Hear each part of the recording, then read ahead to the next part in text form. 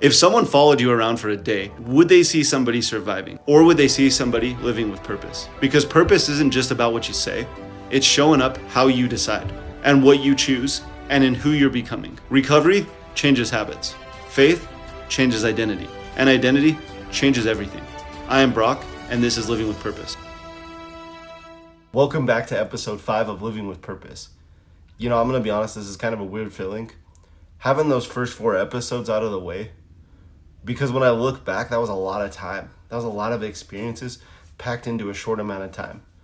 And I'll be honest, this past week has been very hard because it felt like all of the groundwork was done. Like I've already talked about everything up to this point. And now this can become something different. Now it's about moving forward. And really, episode 1 through 4 was about what broke me. Episode 5, though, it's about what started to rebuild me. Shortly after we moved back to Utah, I had a conversation about getting into the financial industry, helping people with their finances, getting them out of debt, helping them save and invest for retirement, putting together life insurance, getting them from where they are to where they want to be financially. And I know that that's something most people don't get super excited to talk about right away, but it's something that needs to be talked about a lot more than it is. Because I've seen firsthand what happens when it's not. Most people know by now, my dad passed away just before my 26th birthday. And one thing I realized looking back is that my dad, he was one of the hardest working men I've ever known. He knew very much how to make money.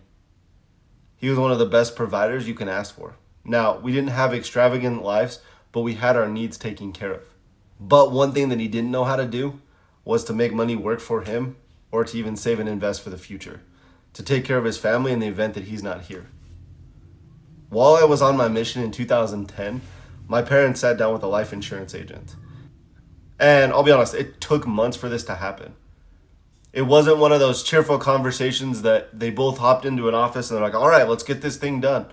The agent that talked to my parents is very much a family friend.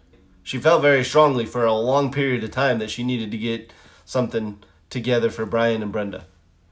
That it was way past time, let's get this conversation going. Didn't know why, but she knew that it needed to happen. As well as so did my parents. But to be honest, my dad, he was very prideful. And I don't mean that in a bad way.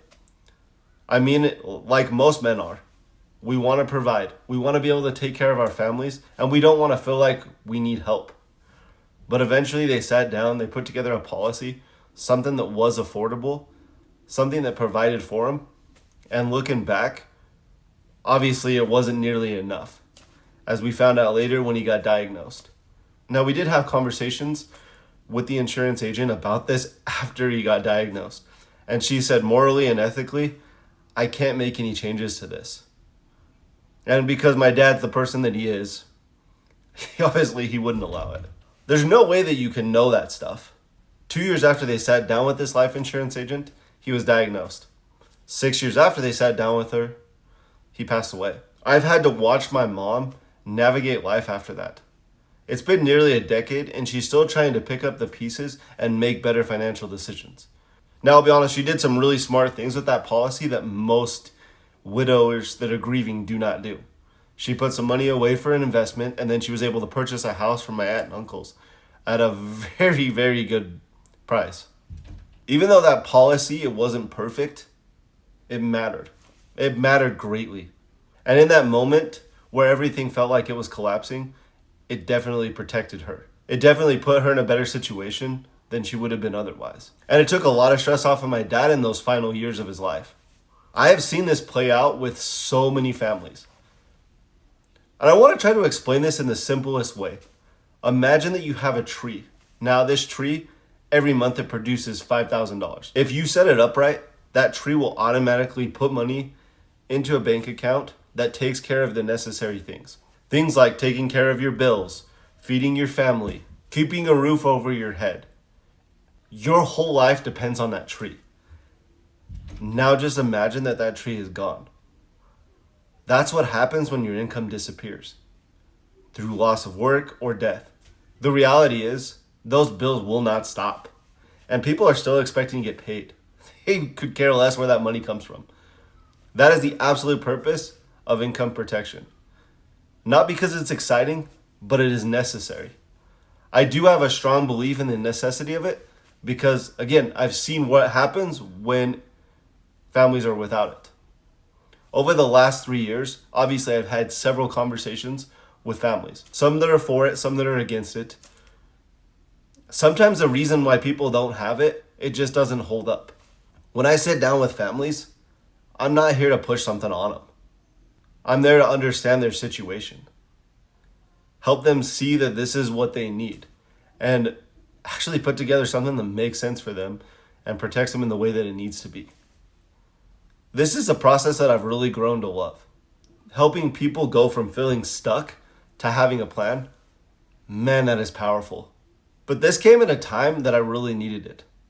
I was definitely determined to change the way I thought about money and finances. So when we came back to Utah, things looked different. I had a couple of different jobs. I've been trying different things. And I've really been in the process of taking that stinking thinking and getting my mindset right. Building confidence as well as building clients. But one thing I knew for sure, I was not going back to the life that I had at the post office. And of course, there was a part of me that was scared to leave that stability. Because steady money, it feels safe, even when your life isn't. But I also knew I could not live like that. And I wasn't looking to go somewhere that I had to climb this massive ladder just to find out that it was against the wrong wall. That was never my intention. And I wasn't going to take something that took my life away again. Because the post office, it took a lot out of me. For me, it definitely wasn't worth it. It wasn't worth the long hours. It was definitely not worth not seeing my family. And it wasn't worth feeling like I was constantly running on empty. And I know this can be hard to believe, but there is opportunities out there where you can provide for your family and you can still feel like you're living with purpose. And I think one of the hardest things for people is that they get stuck and they stop exploring the idea that something out there is bigger and better and even possible. That you can improve your situation, that you can grow, and that you can build something different. That doesn't mean that you have to stop being content. I also believe that complacency can be one of the most dangerous traps because you keep yourself in a cycle where you settle and where you convince yourself this is just how it is. And that's not true. When I moved back from Arizona, I was so broken. I needed something that was going to be able to rebuild me. And the person that I am today is not the same person that made that 12-hour drive back to Utah, flew to Arizona, and then hopped back in a U-Haul and drove another 12 hours. The way I think, it's completely different. The way I feel, it's different. And the way that I show up is definitely different. Now, do I still have moments where I feel unworthy? Yeah, of course I do. Moments where I question things? Yeah, absolutely. But over the last 3 years, I have seen something undeniable. When you intentionally rebuild your life, things will start to change. And when you remove things that might look good but are actually distractions, things will start to change. And for me, that's what living with purpose means. A couple years ago, I was introduced to the 5 F's, and I've really tried to structure my life around these. I believe in these 5 key areas. In future episodes, I'll break them down. They're faith, family, finance, future self, and fitness. Faith, that is where everything started for me. Because without that, I don't stay grounded. Family, that is my why.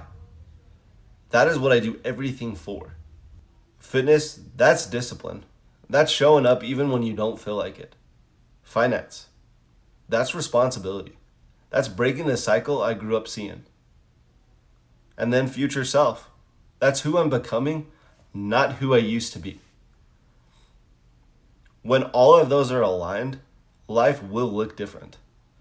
If the last 3 years has taught me anything, it's this. I finally started to believe in myself. And I believe that I can become the best version of myself. I'm worthy of those blessings in my life. I believe that God doesn't stop pouring out those blessings to those that are willing to receive them. And I have the faith to keep going, even when it feels hard. You can do hard things. I think that's one of the saddest beliefs people carry, is thinking that this is it. That this job, it's the limit. That this marriage, it won't get better. That they will always struggle financially. That their relationship with their kids, it's stuck. Bro and Brosefinas, That is not true. I'm grateful for the journey that I've been on. And I'm grateful for the last couple of years that I finally started to live with purpose. If something in this message meant something to you, please like, subscribe, and share. And the awesome thing is you can check out the rest of the videos right here. And as always, keep living with purpose.